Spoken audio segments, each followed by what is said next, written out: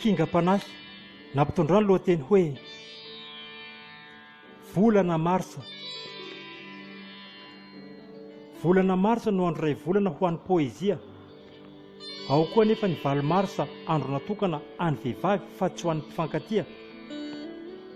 Tokony ankalaza daholo ireo manana talenta ka tsy ankiato, na ireo mpihira izany na mpanao slam sy ny sisa, indrindra rehefa zavakanto.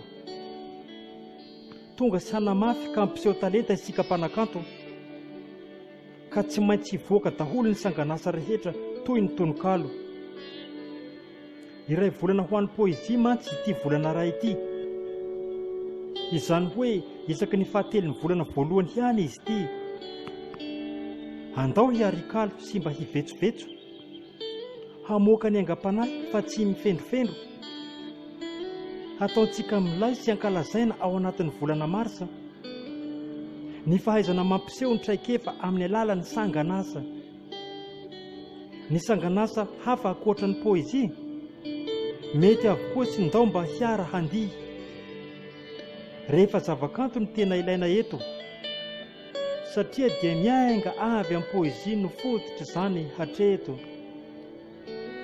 Ho andao hiarifaly manomboka androany, ka afaka ho avadika sombin-tantara tokoa ny zavatra ho vitantsika amin'izany. Efa ato amin'ilay volana isika izao, noho izany mba siorian-kalo na vetsom-panahy avy any aminao.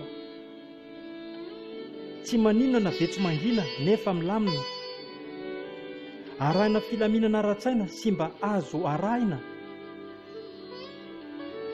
Samy manana ny heviny isika iray izay manana talenta, fa rehefa gadona toy ilay volana marsa dia ho hitantsika ao daholo ny rehetra. Betsaka ireo miezaka mamorona rehefa mahalala hoe andro manan-danja ho an'ny poezia kay isaky ny volana marsa. Kay misy maro ihany ny mahatafavoaka fa toa misalasala, fa mila ny foazana kely fotsiny ny atidoam-panahiny alohany hanaovana ny asa. Azo lazaina didy izy ity fa avy amin'ny fanahy. Tsy mila tao an-tsirambina satria efa nampitany taminay, ka noho izany aoka tsy ho ambanimbaniana. Ary tena manan-danja loatra satria nomena ray volana manokana sy tena mahaliana. Marsa no volana anoherina ny tontolon'ny aingam-panahy tononkalo. Telo volana voalohany manokana sy tontolon'ny aingam-panahy tononkalo, ka dia hitoraka tanteraka izany ilay poezia ka afaka harahintsika amin'ny kalo, sy hitozaka tanteraka aoka izany ary anaovana vetsovetso sy anganoangano. Ho kaloina, ho vetsoina na atao ankira, ary tsy mba hosoloana sy tsy fohanana fa vao maika hanivatsiva. Vetsovetsoina arakira nefa loharanon'ny tononkalo, koa na atao sombin-tantara vao maika tsara raha hafangaro. Satria izany rehetra izany no anisan'ny zavakanto, ka manasantsika mba hiaina fa tena ho tsara sy tena hilanto.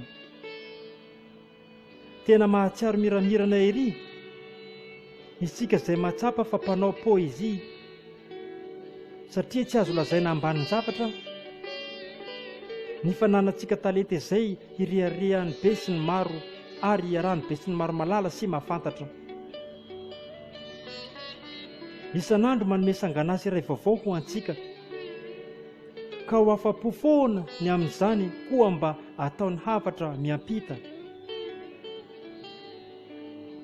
Indrindra moa rehefa hoe volana marsa dia efa tsy voatanisa intsony ny fivoahany sy fampisehoan'ireo manan-talenta an'ilay sanganasa.